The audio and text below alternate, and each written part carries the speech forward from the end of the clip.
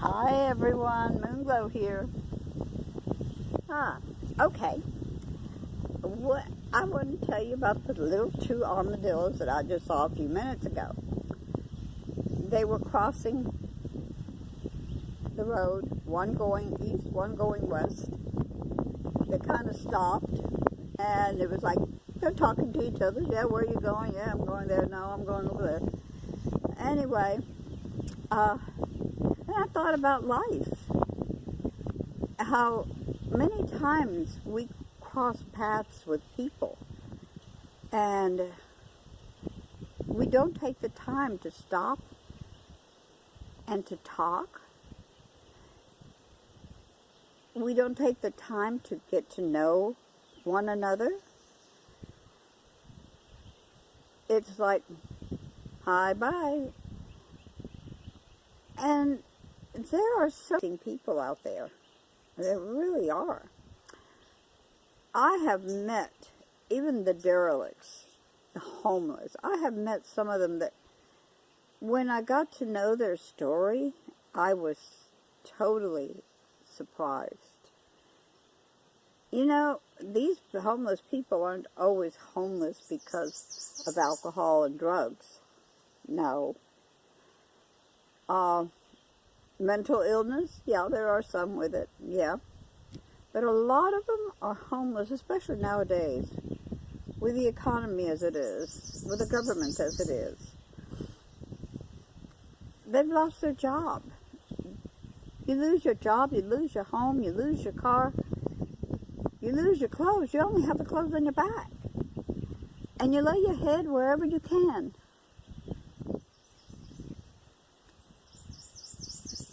So that's why I'm saying, you know, watching the armadillos reminded me that we need to take time. When we cross paths with other people, we need to take the time to talk to them. To ask them questions. To allow them to ask us questions. We can't know anything about anyone unless we talk to them. You can judge a person by the way they dress, by their looks, by the places they go, the people they associate with. But we can be so wrong about all that. So wrong. I remember one time, this was many years ago, and my daughter was a teenager and got in trouble. So she was in the county jail, or parish jail at the time. It was nothing big, but it was still, you know, she had to be punished. And I went to go visit her. And when I did, there was this young man. I saw him walking down the street when I was looking for a parking spot. And I turned to my son and I said to him, that man has AIDS. My son said, how do you know? I said, just look at him. You could tell. He has AIDS. He's in trouble. So when I got into the waiting room, he happened to be there waiting to see his brother. And I sat down right next to him, and I introduced myself, and he introduced himself to me, and we started talking, and I point blank asked him, do you have AIDS? And he says, yes, thanks for asking. And I went to myself, thanks for asking? He says, you know, a lot of people look at me because the way I look, and they don't want to get near me, and they don't want to question, they don't care anything about me. But you had the nerve to come up and ask me what was wrong. And then he explained to me how he ended up getting the AIDS. And unlike a lot of other people, which a lot of them get it through the drugs, through sex, which his was, but it was his wife that was carrying the AIDS virus, and he didn't know it.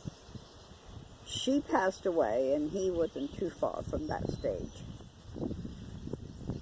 So, on one side of his face, he had a sore. Not bad, but a sore. So when they called me to go in, I turned around, I bent down, I kissed him on the other side. And he kind of recoiled.